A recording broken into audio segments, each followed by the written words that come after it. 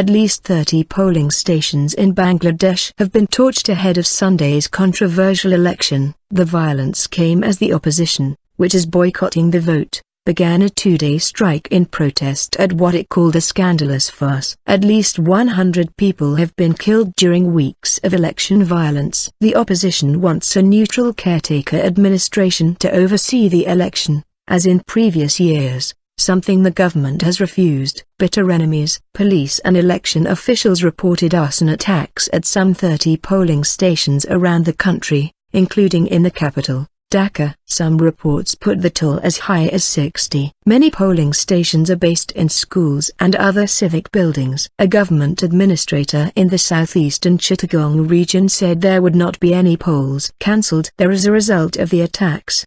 We've already made a move to shift 3 polling centers which have been torched by protesters, Muhammad Abdullah told the AFP news agency. In other violence, police said at least 12 people were injured when a petrol bomb was hurled through the window of a train in the northwest town of Nator. Security is tight, with some 50,000 troops reportedly deployed around the country for the election period. The opposition Bangladesh National Party began a nationwide 48-hour strike a day after its leader Khaleda Zia urged supporters to completely boycott what she called a scandalous farce of an election. She accused the government of placing her under house arrest, something the authorities deny.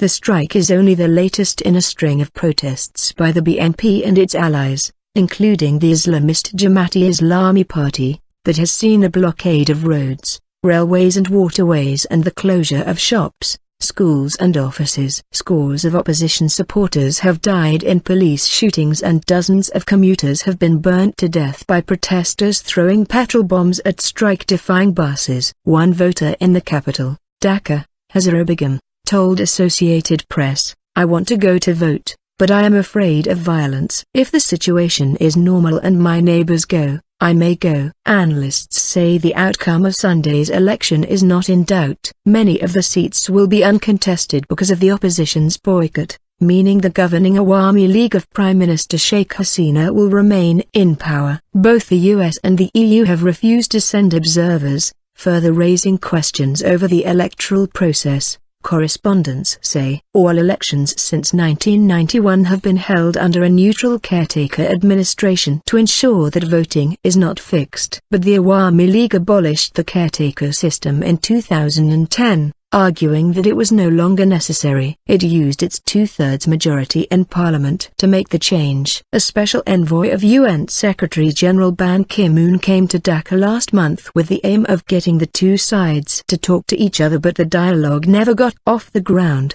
The government has insisted that the BNP should take part in the polls within the existing constitutional framework. It says that the opposition should discuss any changes it wants after the vote. Sheikh Hasina and Khaleda Zia, who are bitter political enemies, have alternated from government to opposition for most of the past 2 decades.